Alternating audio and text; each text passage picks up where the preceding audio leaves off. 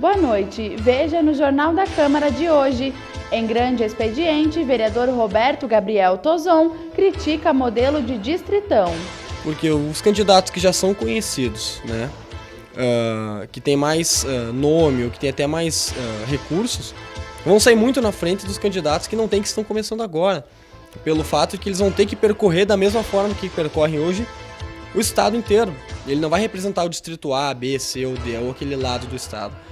E sim, ele vai viajar pelo estado inteiro pedindo voto, angariando voto, gastando talvez ainda mais dinheiro. Evandro Meirelles pede ampliação de escola municipal de educação infantil. Para que seja feita uma escola grande, de um porte grande e que acomode bastante crianças e possa dessa forma sanar as demandas das vagas para educação infantil. Comissão Especial de Apoio ao Programa Egrégora se reúne para discutir ações. Para, junto com o Executivo e o Ministério Público, que é o autor do programa Egrégora, fazer um plano de ação junto com várias entidades, a CISA, Sindilojas, Sétima Coordenadoria de Educação. Agora, no canal da comunidade.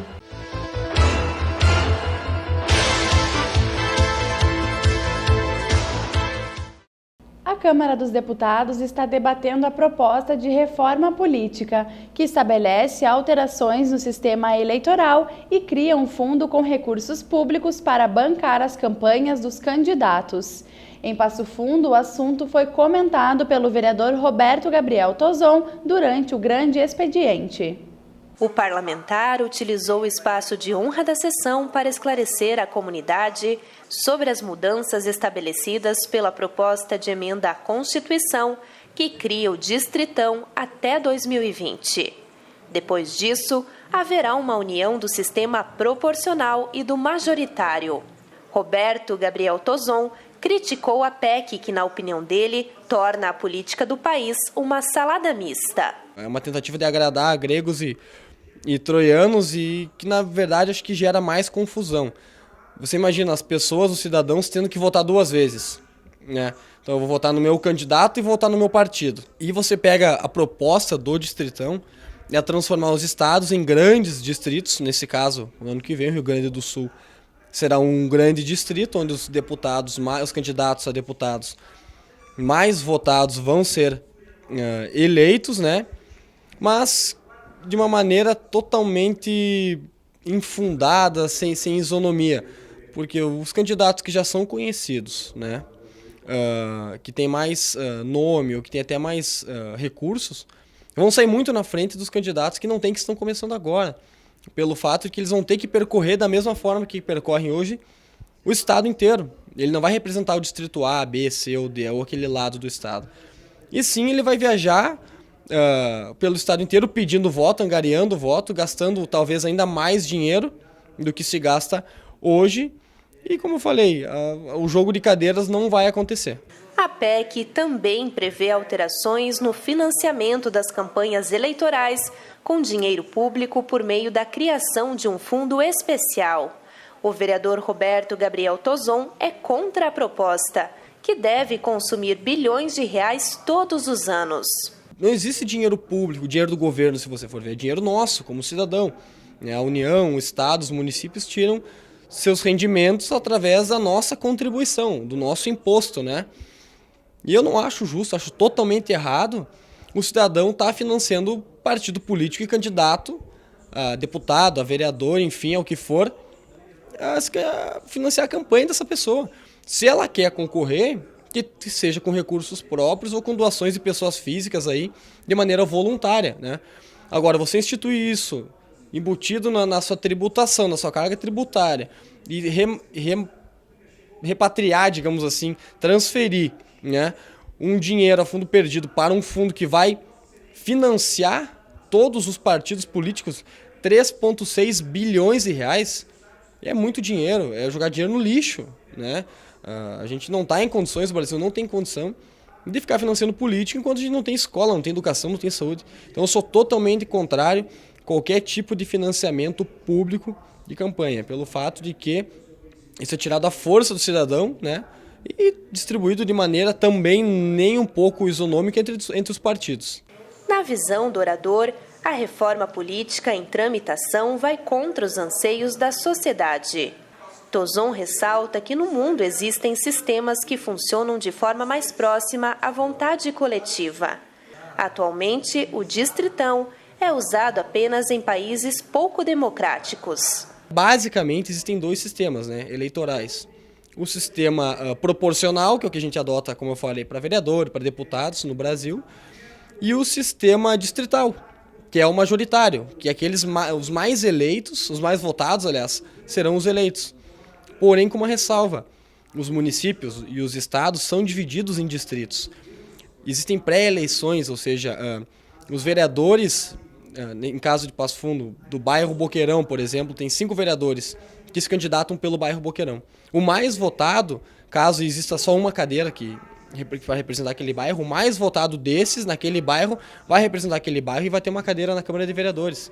Esse é o sistema mais justo, na minha opinião. Você elege os mais votados em cada circunscrição, digamos assim.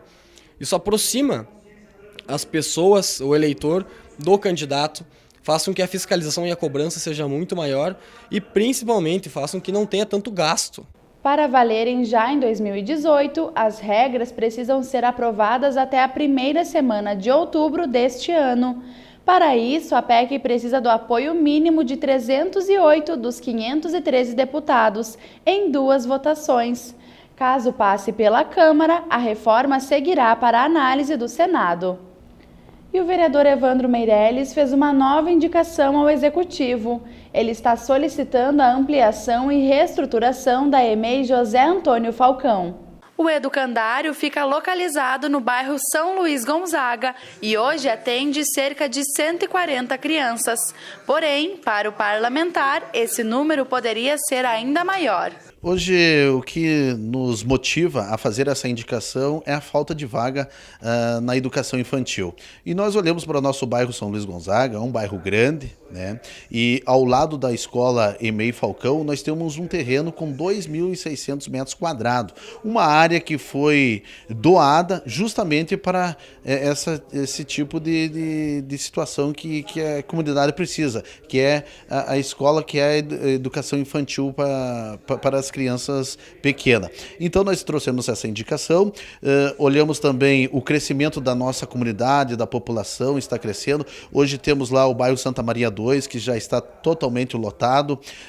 Também tem mais 3 loteamentos saindo ao redor ali do bairro São Luís Gonzaga. Então a demanda é muito grande. E se nós fizermos uma nova EMEI, mais ampla, mais moderna, porque o terreno é grande, dá para se comparar assim, um terreno igual onde foi feita a EMEI João Zafre, se não me foge a memória, ou André Zafre, André Zafre, aqui na Vila Luiza. Então nós podemos tirar da Vila Luiza o molde para poder fazer no bairro São Luís Gonzaga e aproveitar bem esse terreno, aproveitar bem esta área para que seja feita uma escola grande, de um porte grande e que acomode bastante crianças e possa dessa forma sanar as demandas das vagas para educação infantil.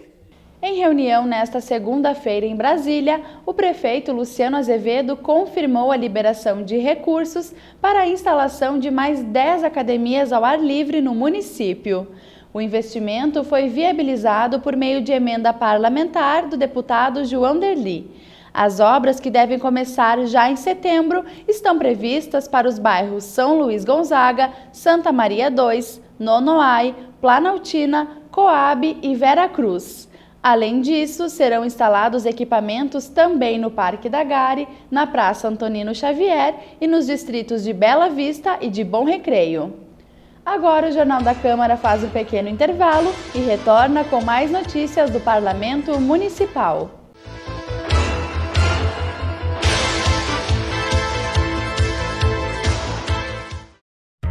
A Câmara de Vereadores está com você. Está com a Verônica na consulta médica. Vai junto com o Cauã para a escola. Acompanhe o seu Arcério e a Dona Conceição durante o lazer. É pelo seu bem-estar que a Câmara trabalha. E é com a sua presença que vamos fazer mais pela nossa cidade. Vem participar, vem transformar, vem acontecer. Câmara de Vereadores de Passo Fundo. Transformando a vida de todos nós.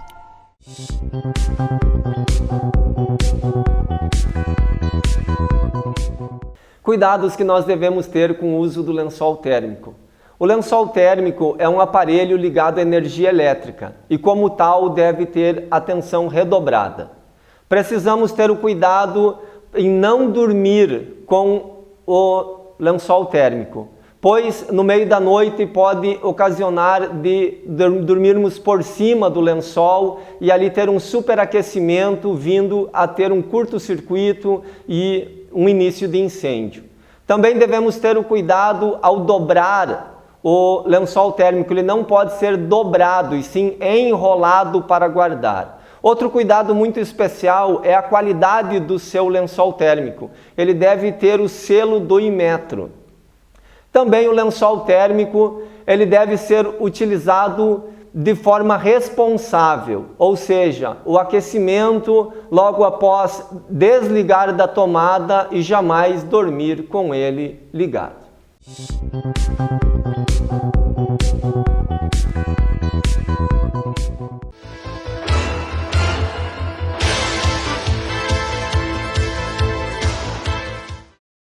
Homens e mulheres com até 26 anos têm até setembro para garantir a vacina do HPV pelo SUS. A faixa etária, que abrangia crianças e adolescentes entre 9 e 15 anos, foi ampliada devido a um estoque de doses que está prestes a vencer. A vacina será aplicada nos adultos em 3 doses, com intervalo de 2 meses entre cada aplicação. Por isso, é preciso se vacinar até o próximo mês para garantir as demais doses. E a Comissão Especial de Apoio ao Programa Egrégora realizou seu segundo encontro para discutir ações. Na reunião, os vereadores receberam uma lista de apontamentos que visam melhorar o serviço prestado nas 3 casas de acolhimento do município. A lista produzida contém algumas demandas que serão transformadas num relatório a ser apresentado para possíveis novos parceiros. Neste documento estarão as necessidades administrativas para o uso das crianças. Por isso, a coordenadora do programa fala da importância do apoio do Legislativo para agilizar na resolução de problemas. A partir do momento que a gente consegue articular um programa que busca trazer a sociedade com aqueles que representam a voz deles, né? A gente consegue fazer com que isso se torne mais ágil e também consegue divulgar isso melhor e fazer com que o programa chegue às pessoas, né? Então o Legislativo está nos ajudando nisso, né? De fazer o programa aparecer, fazer as pessoas verem a importância dele para o município, para as crianças e para a própria comunidade, que pode estar se envolvendo nesses serviços, né? Pode estar voltando os seus olhos para essas crianças e fazendo com que o serviço de acolhimento ele aconteça de uma forma humanizada e que realmente acolha e proteja as nossas crianças. Então, a comissão ela é muito importante nesse suporte, né? Porque ela, assim como ela ajuda o programa a ser mais visível, ele também traz a comunidade para cá, para dentro do programa, e a gente consegue elencar as duas coisas e conseguir chegar no objetivo que a gente quer do Egrégora, que é essa união, né, de esforços de comunidade, poder legislativo, poder executivo, para fazer com que as coisas elas aconteçam. Conforme o presidente da comissão, vereador Saul Spinelli, o grupo facilitará a aproximação da comunidade, que saberá de que maneira poderá contribuir. É importante dizer que isso está previsto no Estatuto da Criança e do Adolescente, esta presença da sociedade civil organizada junto aos acolhidos e junto aos programas de acolhimento. A própria divulgação do programa Egrégora vai ser feito via legislativo, através de folders, através de divulgação na televisão, através da divulgação em todos os nossos meios de comunicação aqui do Legislativo, para que a população saiba o que é o programa Egrégora e como cada um pode colaborar com esse programa e, de certa forma, os acolhimentos feitos em Passo Fundo. A comissão, que foi formada oficialmente há quase 2 meses, entende que o programa requer muito trabalho. Desta forma, os vereadores vêm discutindo com os envolvidos a construção de um plano de ações, cujo propósito é potencializar a proteção especial, auxiliando na reestruturação de muitas famílias. Na verdade, o Legislativo criou essa comissão para, junto com o Executivo e o Ministério Público, que é o autor do programa Egrégora, fazer um plano de ação junto com várias entidades, a CISA, Sindilojas, Sétima Coordenadoria de Educação, OAB, várias entidades que compõem o programa Egrégora. E junto com a Sencas, que representa o Executivo, criar um plano de ação para destinar um trabalho às crianças e adolescentes acolhidas nas casas de acolhimento, assim como também nos programas Família Acolhedora, Guarda Subsidiada e Apadrinhamento Afetivo. Então, são ações das mais diversas. São ações que, inicialmente, nós estamos conversando com a coordenação do programa Egrégora junto às Sencas para o levantamento das demandas, juntamente com o Ministério Público, a doutora Clarissa Simões Machado.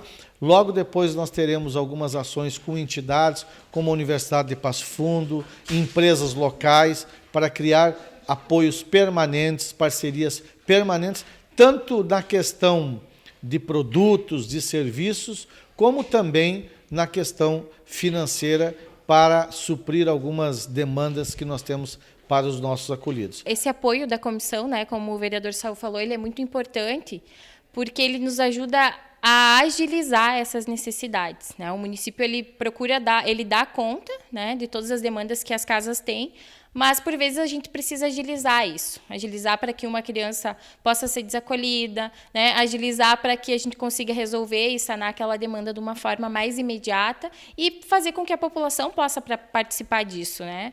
A gente percebe que a população ela tem essa necessidade, ela quer ajudar e por vezes ela não sabe por onde começar, né? Ela não sabe como participar dessa atribuição sua que está escrita lá no Estatuto da Criança e do Adolescente e que a comunidade deve, então, se envolver, sim. As crianças são uma responsabilidade de todos nós. Então, hoje, nas nossas casas, né, de acolhimento, a gente já evoluiu muito, né? A gente conseguiu estruturar melhor as casas, né, proporcionar um atendimento melhor para as crianças e a gente está procurando evoluir ainda mais nisso, né? A gente tem uma rotatividade muito grande de crianças, então a demanda ela é muito rotativa, né? Ela vem muito disso, ela vem de capacitar cada vez mais os nossos monitores e os cuidadores, né? Para estar prestando esse acolhimento às crianças, para que elas se sintam realmente acolhidas, protegidas por todos. E também para que essas demandas que são muito rotativas, que por vezes são muito rápidas, né? É alguma coisa que quebra, que coloca num dia, no outro já está quebrado de novo, porque são 20 crianças dentro de um estabelecimento, né, dentro de uma casa, e aí são coisas que, com o programa, a gente consegue agilizar isso de uma forma mais rápida, né? A gente consegue sanar as demandas que vão aparecendo de uma forma mais rápida e fazer com que as crianças, então, fiquem bem, se sintam bem, né, e sintam que ali é a casa delas. E nesta terça-feira, a TV Câmara exibe mais uma edição do Câmara Mulher. No programa que vai ao ar nesta noite, eu recebo a delegada titular da Delegacia da Mulher, Rafaela Bier, e o vereador Alex Necker. Eles falam sobre a Lei Maria da Penha e o Disque 180. Essa lei que dia 7 desse mês corrente comemorou 11 anos de sua sanção, e é uma lei que trouxe bastante inovação, principalmente no que se refere às medidas protetivas de urgência. Uhum. Quais os principais avanços nesses 11 anos, né? A gente sabe que a lei também foi se atualizando, né? Hoje as mulheres podem confiar na legislação para se protegerem. Na verdade, o principal avanço foram realmente as medidas protetivas, né? Uma vez que hoje a mulher ela procura a Delegacia da Mulher, já é feito o boletim de ocorrência e no mesmo dia encaminhadas essas medidas protetivas, que, chegando ao Poder Judiciário, nos casos mais graves, em menos de 48 horas, já concede essas medidas protetivas, principalmente no que se refere ao afastamento do agressor dessa vítima. A rede ela tem ainda um problema de sequência a partir da denúncia.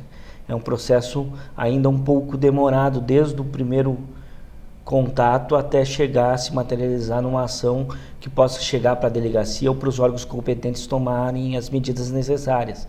Então, a colocação do telefone da Delegacia da Mulher agilizaria esse contato. Então, essa é uma sugestão que nós recebemos, que nós vamos estar apresentando agora como uma emenda ou substitutiva ao projeto original, para que a gente possa fazer essa fixação, tanto do Disque 180 como do canal direto, do telefone direto da Delegacia da Mulher, para facilitar o acesso, principalmente da vítima, ao serviço que a delegacia, que a sociedade disponibiliza para atender essa demanda. E o Jornal da Câmara de hoje termina aqui. Obrigada pela sua companhia, uma boa noite e até amanhã.